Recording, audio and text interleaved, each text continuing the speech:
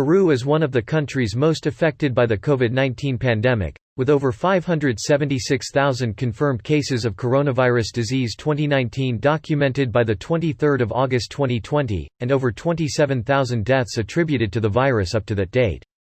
In response to the pandemic, the Peruvian government banned large gatherings and enforced a 10 p.m. PET UTC-5 curfew. Nightclubs had been closed since March 2020 in order to prevent the spread of the coronavirus. Local authorities were dispatched to the Thomas Restobar nightclub after receiving complaints from residents that about 20 to 30 people were in the club in violation of the government's ban on gatherings.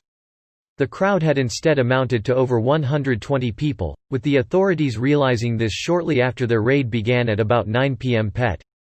Peruvian authorities reported that police attempted to calmly disperse the gathering, though panicked guests stampeded on the stairs from the second level when attempting to flee from the scene. Police had to forcibly pull the doors of the club open with ropes attached to trucks due to the amount of people crowding the exit. Authorities attempted to provide first aid and transported the injured to nearby hospitals, with 12 individuals dying in transit and another dying while hospitalized. At least 13 people were killed and 6 were injured during the event. 23 people were detained by police as a result of the incident, with 15 of those arrested testing positive for coronavirus. President Martín Vizcarra responded to the incident saying, "I have different feelings and emotions as a person, as an authority, with these circumstances. Obviously I feel sorry and I have sadness for the people and relatives of the people who have lost their lives, but I also have anger and indignation for those responsible for organizing these types of events. Opening square bracket ... closing square bracket. Please don't be irresponsible, don't expose people's lives.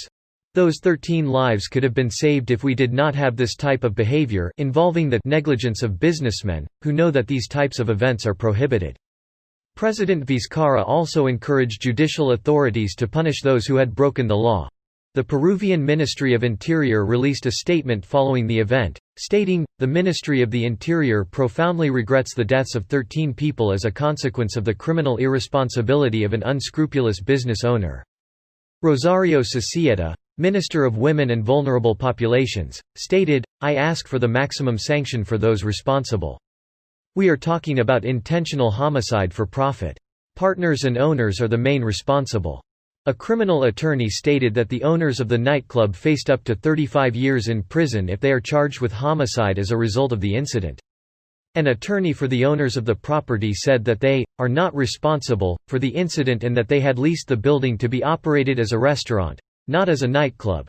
Relatives of victims and those gathered at the club told Peruvian outlets that tear gas was deployed at the venue, though Peruvian authorities denied that any crowd control agents were dispersed.